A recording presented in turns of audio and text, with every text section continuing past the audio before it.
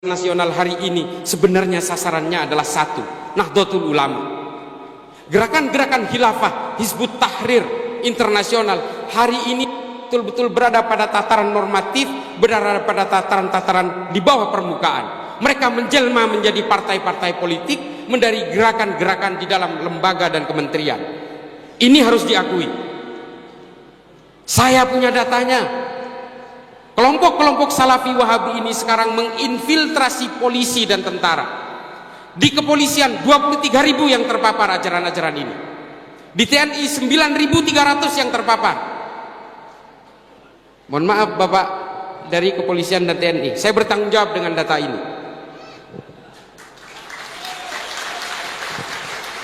Dan hari ini mereka membentuk firqah-firqah dan organisasi kecil-kecil yang mereka namakan Toliah di dalam kepolisian yang bernama Polisi Cinta Sunnah. Setelah ketahuan oleh Mabes Polri, dirubah menjadi Pembelajar Cinta Sunnah. Dan hari ini semua dari mereka sudah dipetakan, diprofiling dan diberi pilihan, mau jadi polisi atau keluar dari kepolisian. Sebagian dari mereka menyatakan keluar dari kepolisian. Mereka lebih memilih mereka, nggak apa-apa daripada kita, polisi kita dipenuhi oleh sampah-sampah ideologi seperti ini. Ini kan disiarkan. Polri hari ini mengeluarkan, bukan hari ini, bulan Juni mengeluarkan Perpol nomor 7 yang melarang ajaran-ajaran berbasis eksklusif dan berbasis radikal ini. Sudah keluar aturannya, tinggal diikuti oleh lembaga-lembaga lain. Polri menjadi motor dan alhamdulillah saya menjadi tim perumus dari aturan itu. Jangan banyak si teromati nagula nih kan. Nah, ajaran-ajaran berbasis khilafah ini kemudian berusaha menunggangi agama untuk menghipnotis kita, seolah-olah khilafah ini adalah ciptaan Tuhan, seolah-olah ini warisan Nabi Muhammad. Lalu kemudian supaya kita terbius bahwa khilafah ini adalah proyek masterpiece yang harus kita laksanakan. Salah seorang pendakwah pernah saya protes, pendakwah terkenal, dia membawakan hadis yang mengatakan bahwa jika orang Islam tidak mau menganut sistem ideologi pemerintahan khilafah, maka dia termasuk orang yang berkhianat terhadap Islam. Dia membawakan itu dari hadis Imamul Hakim dalam Al-Mustadrak ala Sahihain. Saya bantah itu. Karena kitab ini dibuat oleh Imamul Hakim dalam keadaan pikun, Pak. Ini bukan buatan Tuhan, Bapak Ibu sekalian.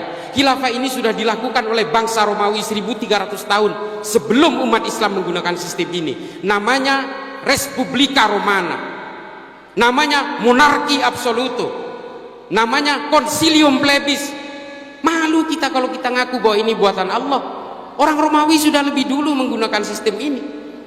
Lalu kemudian mereka mengatakan ini sistem Allah, maka kalian harus ikut kami semua. Semua gerakan-gerakan politik ideologi transnasional ini menunggangi Islam supaya mudah menghipnotis kita. Kita cukup bertakdim kepada para ulama NU yang sanad keilmuannya betul-betul terpercaya. Kita harus takdim kepada siapapun dari kalangan Nahdien, termasuk kepada Kiai Muhaimin Iskandar, mudah-mudahan diijabah. Dan juga kepada Kiai Muafik, mohon izin Kiai, saya nggak ngeliat tadi.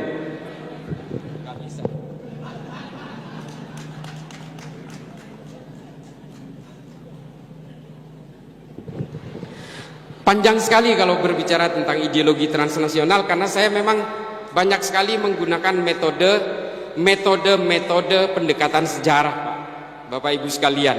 Karena kebetulan studi saya tentang sejarah dan filsafat Islam di Amerika, jadi saya betul-betul menggunakan metode pendekatan sejarah. Kalau pakai dalil, Pak, debatnya nggak selesai.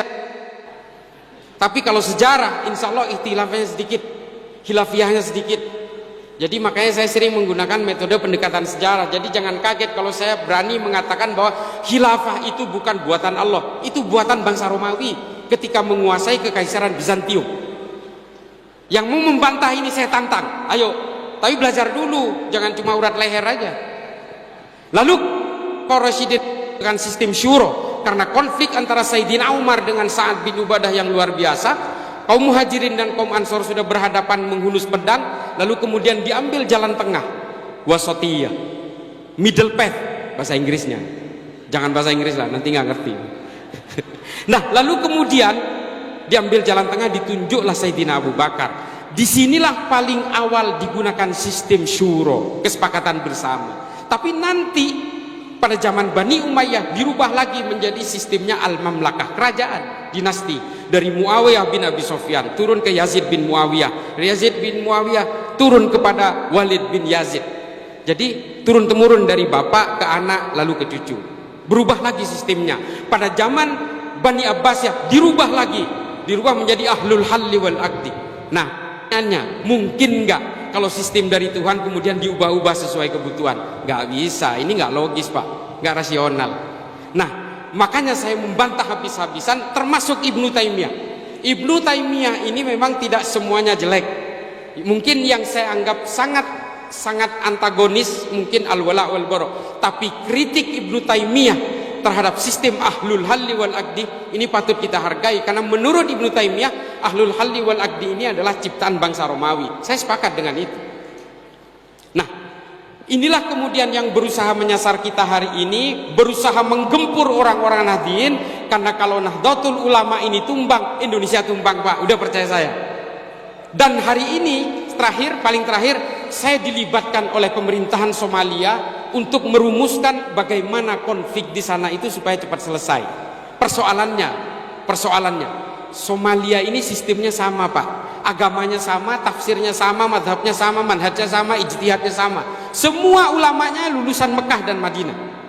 Mereka sepakat mengharamkan musik, mereka sepakat mengharamkan maulidan, mereka sepakat mengharamkan tahlilan, mereka sepakat mengharamkan haul, mereka sepakat mengharamkan ucapan Natal dan sebagainya. Mereka semua satu negara sepakat, tapi sampai hari ini mereka berperang Pak. Semua satu negara itu pahamnya Salafi Wahabi. Apa yang membedakan mereka? Yang membedakan mereka adalah al-wala wal bara.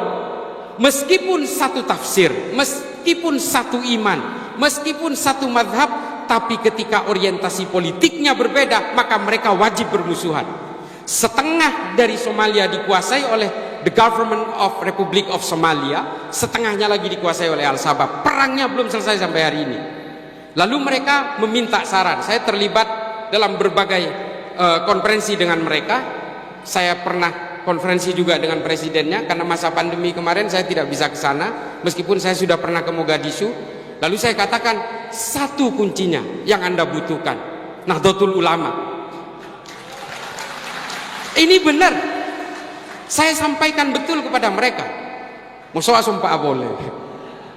Saya sampaikan, then you need Nahdlatul Ulama. Saya katakan begitu kepada mereka. Kalau kalian tidak punya lembaga sejenis Nahdlatul Ulama, maka kalian tidak akan punya perekat tanpa syarat. Di Indonesia perekatnya, bridgingnya adalah Nahdlatul Ulama. Orang-orang Islam, orang-orang Kristen, orang-orang Hindu, Buddha, Konghucu di Indonesia memang semuanya memiliki nilai-nilai supremasis, harus kita akui. Semua manusia ini punya keinginan-keinginan supremasis Pak. Kita ingin menguasai istri, istri ingin menguasai kita, yang laki-laki, kan begitu.